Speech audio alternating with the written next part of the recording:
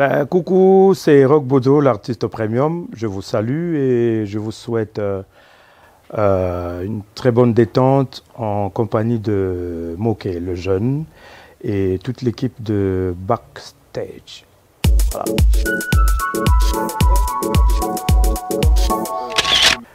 Ben, la vie à Keene, c'est une lutte, hein, c'est une lutte quotidienne, c'est une lutte de tous les jours. Seuls les courageux, les intelligents, les honnêtes gens s'en sortent.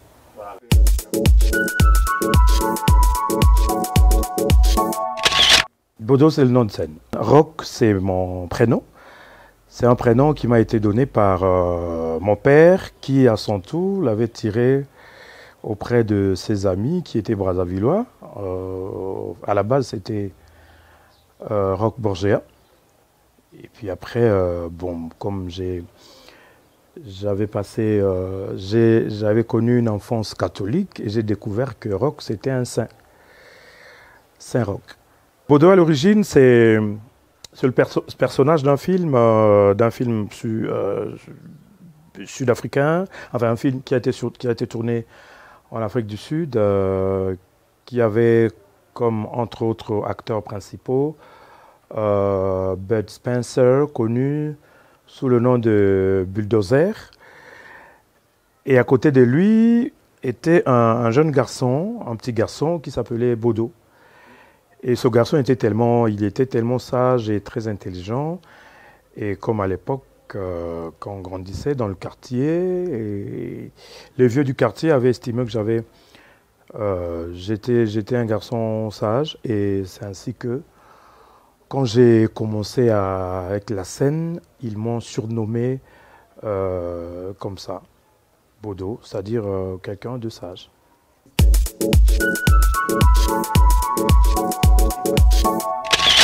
Bon, c'était pas facile, hein, mais bon, je pense que les parents, ils connaissent bien les prémices de leurs enfants, bien qu'ils avaient leur projet pour moi. Parce que moi, mon père voulait que je sois comptable, tout simplement, comptable, parce que quand il travaillait, chaque fois qu'il avait besoin d'argent, on lui faisait marcher. Et lui, il leur disait que non, attendez, un de mes enfants sera comptable. Au lieu de faire la section littéraire, comme moi-même je l'avais souhaité, mon père va m'obliger à faire la section commerciale. Ça, c'était pour lui faire plaisir. Mais ma mère, maman Myriam, voulait vraiment que je sois juriste. Elle voulait que je sois soit magistrat, juge ou avocat.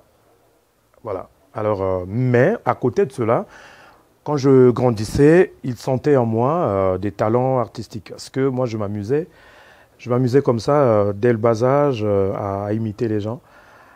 À imiter les gens autour de moi, mes oncles, mes grands frères.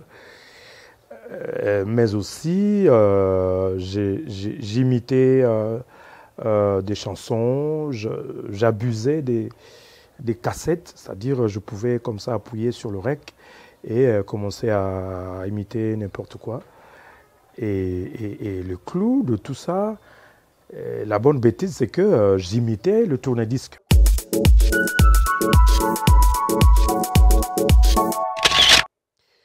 Lemba, comme je le dis toujours, Lemba, c'est ma terre. Lemba, c'est haut lieu culturel qui m'a donné l'occasion de me découvrir artistiquement, qui m'a donné l'occasion de m'exploser artistiquement. Donc la commune de Lemba représente beaucoup pour moi.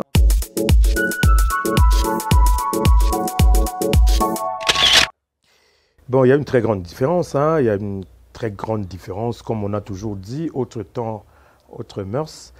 Lemba de l'époque, il y avait des valeurs. Hein. Il régnait les valeurs, les vraies valeurs. Il régnait la solidarité, le respect des aînés, l'émulation sur tous les plans. Il y avait l'esprit de compétitivité.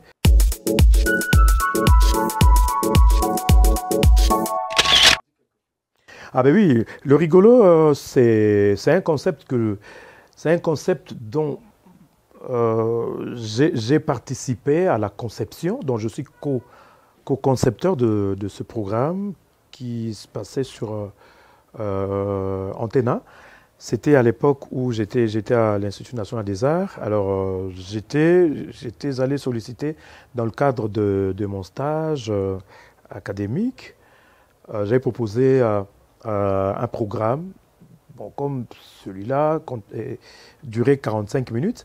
Et la directrice du programme à l'époque, Madame Sylvie Ferley, m'a demandé plutôt de trouver quelque chose de 5 à 10 minutes, quelque chose de court pour attirer les sponsors. Et on a créé le journal des rigolos.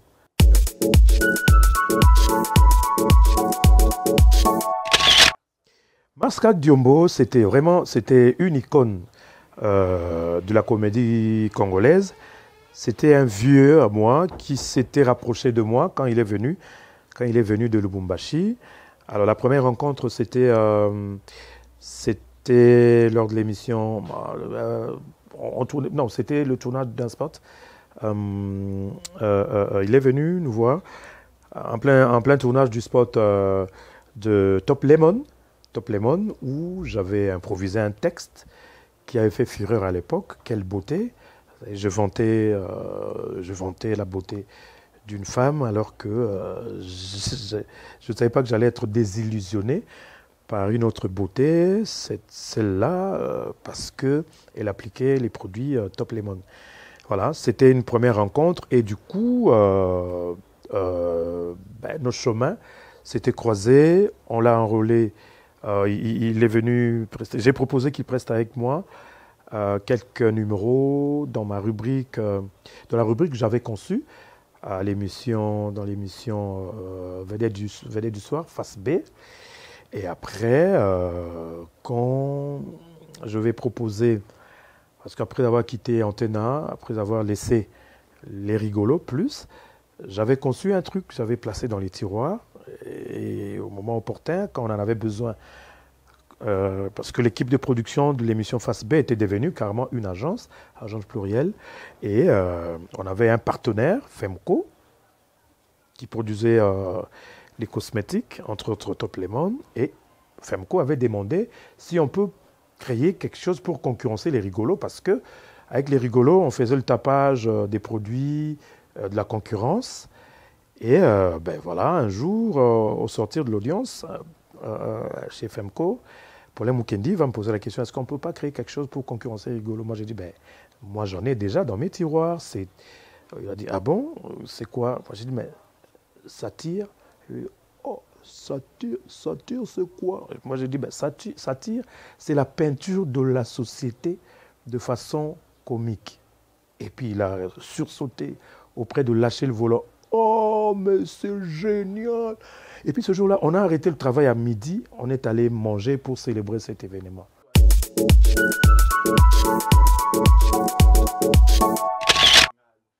Oh, viens Galouf. Ça, ce sont des vieux qu'on a suivis à la télévision, des icônes, vraiment. Et on s'est rapprochés par rapport au travail. Et il m'a adopté comme son jeune frère. Et depuis, nos chemins se cheminent ensemble, si je peux ainsi m'exprimer. C'est vraiment un vieux. Je dois beaucoup à ce vieux-là par rapport à ma carrière, par rapport au conseil, par rapport à l'humilité. Et je prie le Seigneur, en tout cas, qu'il lui prête encore le souffle de vie pour que nous bénéficions de son savoir-faire. On a d'ailleurs un projet avec lui et bientôt vous serez au courant.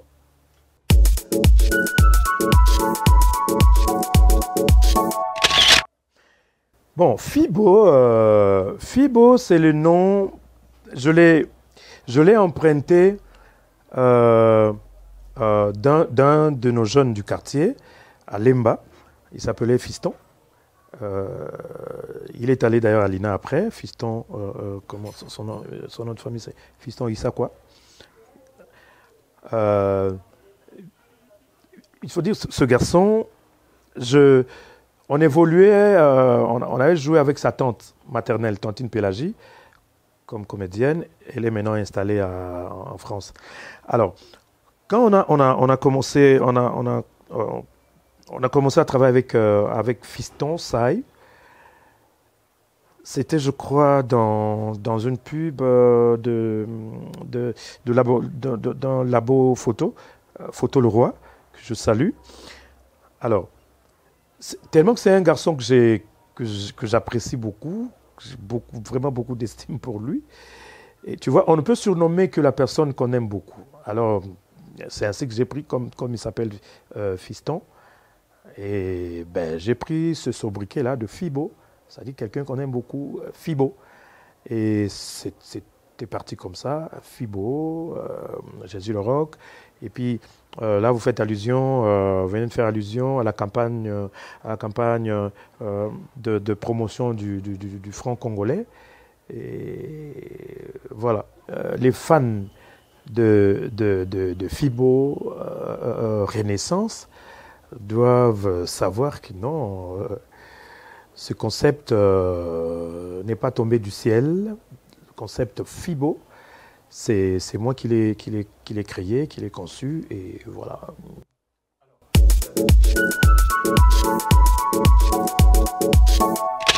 Oui, je regarde beaucoup. Hein. Je regarde parce que j'aime bien leur démarche. Ils ne compliquent pas les histoires. D'ailleurs, moi, j'ai toujours dit à mes comédiens, moi, j'ai dit, bon, moi, je préfère la structure de scénario, la scénarisation à la nigériane, mais pas le côté sorcellerie, hein, mais la structuration, l'ossature du scénario à la nigériane. J'aime bien. De temps en temps, si j'ai le temps, je suis Nollywood épique ou Nollywood tout court.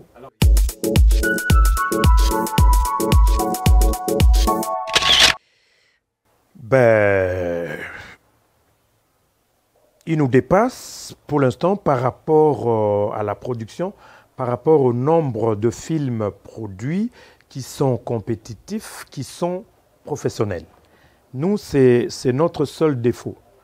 Mais si nous lions la qualité, le professionnalisme à tous les films qui sortent chaque semaine, chaque jour, sur chaque chaîne de télévision à Kinshasa, et le Nigeria, et l'Inde, je pense même l'Hollywood ne va pas se rapprocher à nous par rapport au nombre de films.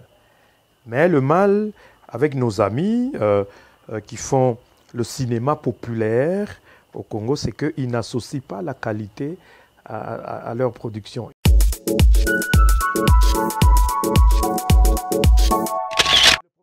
C'est le manque de professionnalisme, c'est-à-dire que comme ici on évolue en termes de troupes, que chaque troupe puisse enrôler en son sein un cinéaste, c'est-à-dire un réalisateur professionnel. Vous voyez, il faut qu'il y ait au sein de leur troupe un réalisateur cinéma, un caméraman professionnel, un directeur photo, un preneur de son et quelqu'un qui s'occupe de la rédaction du scénario, si pas toute une équipe.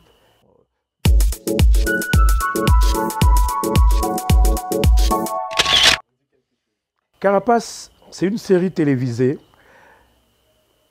produite par la compagnie Africar Création, dont j'avais eu le bonheur d'initier, parce qu'à cette époque, il y a eu cette guéguerre-là entre nos Maboké ici et les films nigérians. Et dans cette polémique, les gens ne juraient que sur nos noms. Non, en tout cas, il faut que sauver biso. Elombe, vraiment bakolonga bitumbao. Et j'en avais pris conscience et j'avais arrêté la diffusion d'un film qu'on diffusait à l'époque sur Raga Télévision. Je l'ai arrêté et du coup, j'ai lancé la campagne du lancement de Carapace.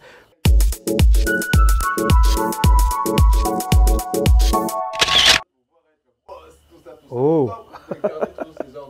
Ah non, mais je ne suis pas boss sur scène, hein. C'est vrai, je suis directeur de ma troupe, mais au-delà de cette casquette, je suis comédien. Et en tant que comédien, j'ai la grâce d'être à l'aise dans plusieurs rôles. C'est ça mon avantage. Et donc voilà. C'est-à-dire, je ne me laisse pas influencer par mon statut du directeur de troupe, mais sur scène, en tout cas, je m'oublie et je m'absorbe dans mon personnage et je suis très à l'aise comme ça. S'il faut faire le voyou, je le fais avec beaucoup de bonheur et plaisir. S'il faut faire le patron, je peux le faire. S'il faut faire l'escroc, le romantique, en tout cas, ça c'est une grâce particulière que le Seigneur m'a gratifié. Voilà.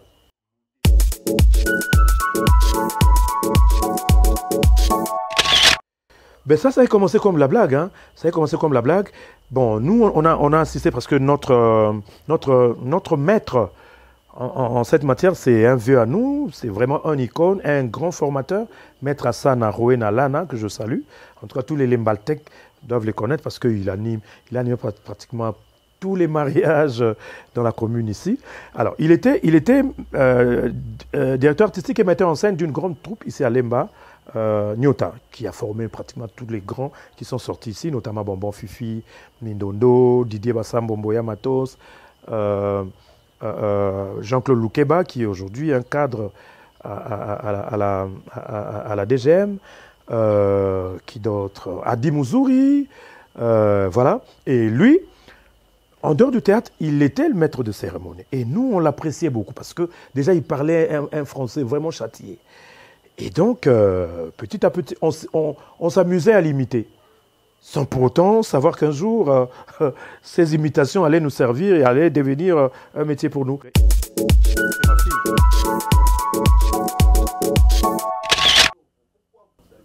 Ben, je pense que c'est le fruit du travail qu'on a fait. Parce que, après avoir travaillé durement, on reste dans la mémoire collective. C'est-à-dire, on a imprimé un certain savoir-faire. Ce qui fait que, bon, la nation reconnaît que non, celui-là, pour ce genre de travail, il est utile et indispensable pour sensibiliser. On a reconnu en nous des vrais vecteurs des valeurs et des messages positifs à la nation. D'ailleurs, pour votre information, j'ai été désigné comme étant ambassadeur de bonne volonté et de changement de mentalité. Et voilà, je crois d'ici là, on va nous recevoir officiellement. C'est-à-dire, ils ont reconnu le travail que nous faisons, parce qu'un artiste de théâtre n'est pas seulement pour amuser la galerie, mais il est là aussi pour véhiculer un certain nombre de messages positifs.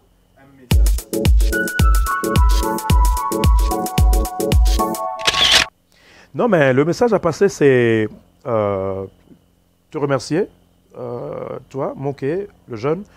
Depuis un certain temps, je t'ai découvert très jeune, bien que tu t'appelles jeune. Je suis en train de suivre ton parcours et je sens une certaine professionnalisation, un certain professionnalisme. Continue comme ça. Et même cette émission, on sent que les autorités de Backstage avaient raison de vous confier ce programme. En tout cas, tu as toute ma bénédiction. Et le Congo a besoin des jeunes comme vous pour redorer le blason terni par la délinquance juvénile et par la dépravation des mœurs. Merci beaucoup de t'être déplacé dans ma modeste maison pour permettre à aux nombreux téléspectateurs de Backstage de suivre mon tout petit parcours parce que je n'ai pas un grand parcours, c'est pourquoi on continue de travailler. Et je sais que tu vas t'étonner, mais bon, c'est normal parce qu'un artiste n'est jamais arrivé. On fait toujours un effort pour pouvoir s'améliorer, se remettre en cause, se remettre en question. C'est ce qui fait que nous soyons reconnus comme étant patrimoine culturel et artistique de notre pays. Merci beaucoup encore une fois de plus et merci aux responsables de Backstage qui vous ont confié cette émission et je souhaite que vous puissiez gravir les échelons jusqu'à vous donner d'autres tâches de responsabilité parce que vous le méritez mieux.